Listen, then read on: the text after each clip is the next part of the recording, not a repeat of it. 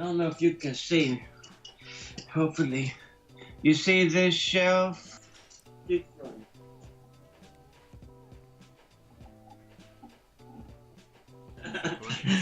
I don't use Skype very much. This I draw myself every day. This is all self-portraits. 11,000 self-portraits. This one. This is book number 130. This one is number 11,533. Every day is different.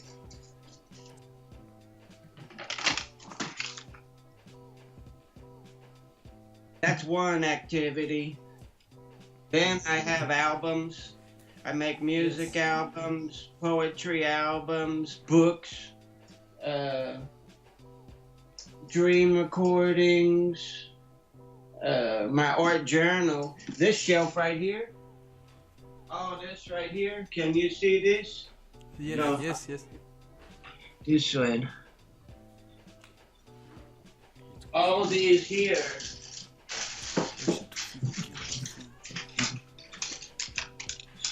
Are all my art journals.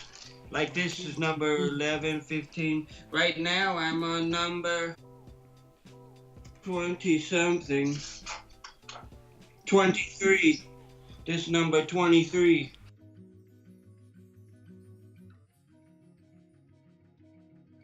Well, I was drawing my pictures every day, and this was in 1995.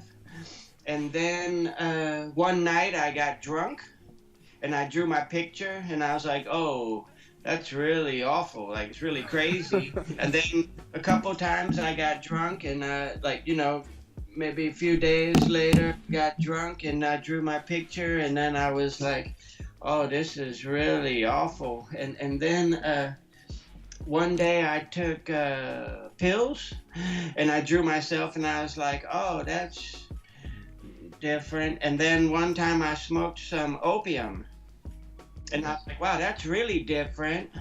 And then after, not taking drugs all the time, but just drawing my picture all the time, but then I see alcohol, opium, some pills like this, and then I thought, well, I should do this every day, take different drugs every day, and then see the pictures, how they make my picture change, like how they make how I see myself change.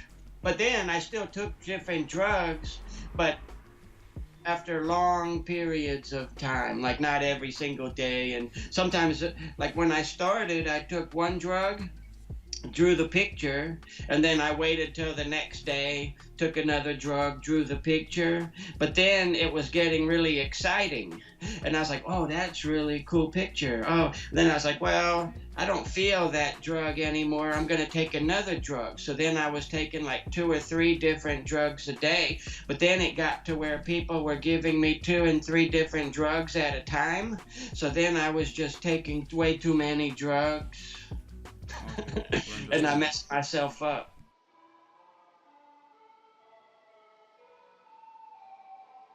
I think Xanax, I liked it the best because it made me very relaxed and calm. And then the worst was antipsychotic tranquilizer. Like if someone is really crazy, like violent and psycho, they give them a tranquilizer so they just can't move. This is the worst ever invented by man. But now I think all of them are the same. I like all of them equally, because each drug is just one little piece of experience, one little piece of time. And so I like them all the same, even the bad ones.